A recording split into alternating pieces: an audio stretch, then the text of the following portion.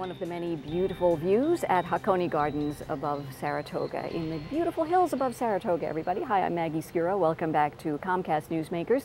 Thanks to the people at Hakone for hosting us today.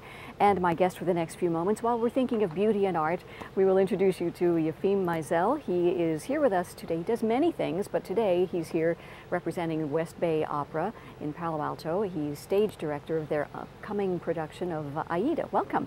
Thank you. It's wonderful Happy to be here on such a beautiful day. It is a beautiful day. I hope nobody has allergies. It will affect. Not that I know of yet. Yeah. We have lots of creatures and pollen around, but it's a good day. Aida, one of the favorites of everyone probably, Verdi, and I'm not going to ask you too many specifics about the story, but I'll let you take it from there. It is one of the best known opera productions in the world.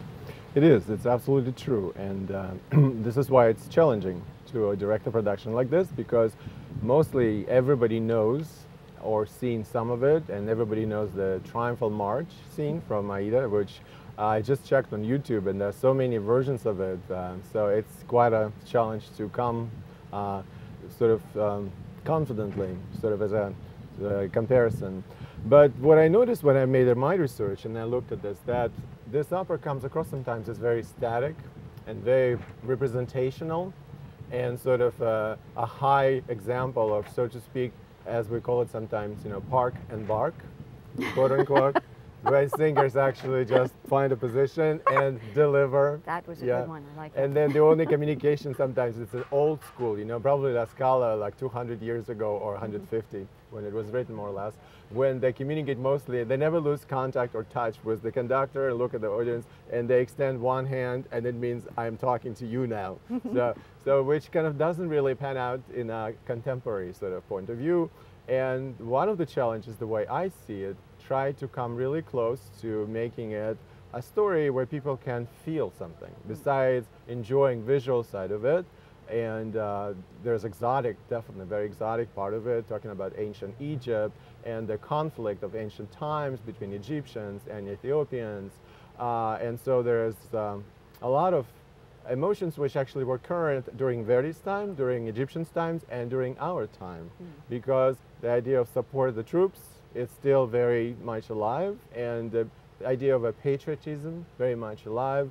And so I think because of all these themes, we can make it really work. And so my goal is to make the audience really feel for what's happening on stage. So without giving anything away, we can tell people that there might be some surprises as we try to contemporize the look and feel of Aida.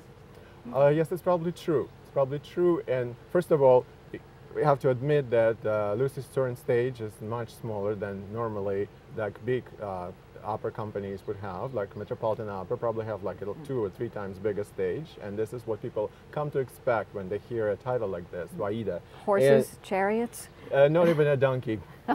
Okay. No. So not to distract, yes. There were some offers, but we rejected donkeys. And no animals, because children and animals always compete, as you know, so for the attention on stage. And so we want to concentrate on Aida, Amonastra, Neris, so there is no unfair competition.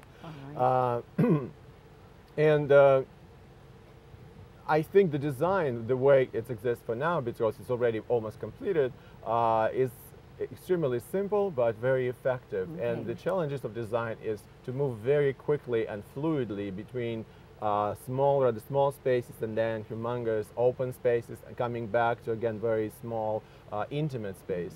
And so it's a challenge for designer. It sounds very exciting, and we could talk for days, but before we run out of time, I want people to know the dates are May 25th, 27th, and the following and then weekend. June 2nd and June 3rd. Please go to the website, West Bay Opera. Thank you so much. It'll be fun. At weebyopera.org.